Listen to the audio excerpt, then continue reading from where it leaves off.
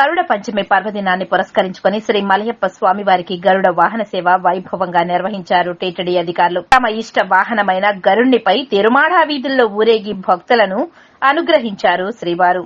శ్రీహరి వాహనాలలో సేవకుల్లోనూ అగ్రగణ్యుడు గరుకుమంతుడు. ప్రతి ఏడాది గరుడ పంచమిని శుక్ల పంచమిని 5వ రోజు ఘనంగా నిర్వహిస్తారు.